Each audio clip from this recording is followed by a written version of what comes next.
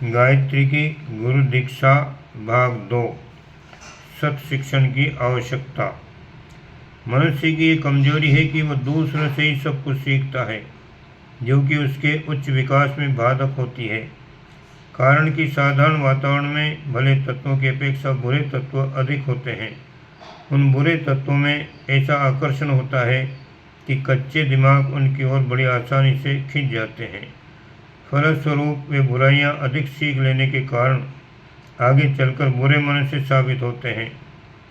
छोटी आयु में ये पता नहीं चलता कि बालक किन संस्कारों को अपनी मनोभूमि में जमा कर रहा है। बड़ा होने पर जब वे संस्कार एवं स्वभाव प्रकट होते हैं, तब उन्हें हटाना कठिन हो जाता है, क्योंकि दीर्घ काल तक वे संस्कार बालक के मन में जमे रहने एवं पकते रहने के कारण ऐसे सुदृढ़ हो जाते हैं कि उनका हटाना कठिन होता है। ऋषियों ने इस भारी कठिनाई को देखकर एक अत्यंत ही सुंदर और महत्वपूर्ण उपाय ये निश्चित किया कि प्रत्येक बालक पर माँ बाप के अतिरिक्त किसी ऐसे व्यक्ति का भी नियंत्रण रहना चाहिए जो मनोविज्ञान की सूक्ष्मताओं को समझता हो। दूरदर्शी, तत्वज्ञानी और पारदर्शी होने के कारण बालक के मन में रहने वाले संस्कार बीजों को अपनी पैनी दृष्टि से तत्काल देख लेने और उनमें आवश्यक सुधार करने की योग्यता रखता हो। ऐसे मानसिक नियंत्रणकर्ता की उनने प्रत्येक बालक को अनिवार्य आवश्यकता घोषित की। शास्त्रों में कहा गया है कि मनुष्य के 3 प्रत्यक्ष देवता हैं। पहला माता, दूसरा पिता और तीसरा गुरु। इन्हें ब्रह्मा, विष्णु और महेश की उपाधि दी है। माता जन्म देती है, इसलिए ब्रह्मा है। पिता पालन करता है, इसलिए विष्णु है। और गुरु कुसंस्कारों का संहार करता है, इसलिए शंकर है। गुरु का स्थान माता पिता के समकक्ष है।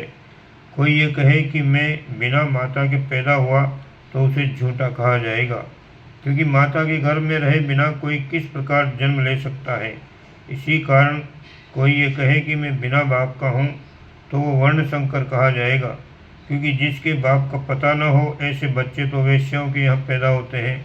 उसी प्रकार कोई कहे कि मेरा कोई गुरु नहीं है तो समझा जाएगा कि ये असभ्य एवं असंस्कारित है, क्योंकि जिसके मस्तिष्क पर विचार, स्वभाव, ज्ञान, गुण, कर्म पर किसी दूरदर्शी का नियंत्रण नहीं रहा, उसके मानसिक स्वास्थ्य का क्या भरोसा किया जा सकता है। ऐसे असंस्कृत व्यक्तियों को निगुरा कहा जाता है। निगुरा का क्या अर्थ है? बिना गुरु का। किसी समय में निगुरा कहना भी वर्ण संकर या मिथ्याचारी कहलाने के समान गाली समझी जाती थी। बिना माता का, बिना पिता का, बिना गुरु का भी कोई मनुष्य हो सकता है, ये बात प्राचीन काल में अविश्वस्त समझी जाती थी। कारण कि भारतीय समाज के सुसंबद्ध विकास के लिए ऋषियों की अनिवार्य व्यवस्था थी कि प्रत्येक कार्य का गुरु होना आवश्यक है, जिससे वो महान पुरुष बन सके। उस समय प्रत्येक माता पिता को अपने बालकों को महापुरुष बनाने की अभिलाषा रहती थी। इसके लिए यह आवश्यकता रहती थी कि उनके बालक किसी सुविज्ञ आचार्य के शिष्य हों। गुरुकुल प्रणाली का उस समय आम रिवाज था। पढ़ने की आयु के होते ही बालक ऋषियों के आश्रम में भेज दिए जाते थे। राजा महाराजाओं तक के बालक गुरुकुलों का कठोर जीवन बिताने जाते थे, ताकि वे कुशल नियंत्रण में रहकर सुसंस्कृत बन सकें और आगे चलकर मनुष्यों के महान गौरव की रक्षा करने वाले महापुरुष सिद्ध हो सकें।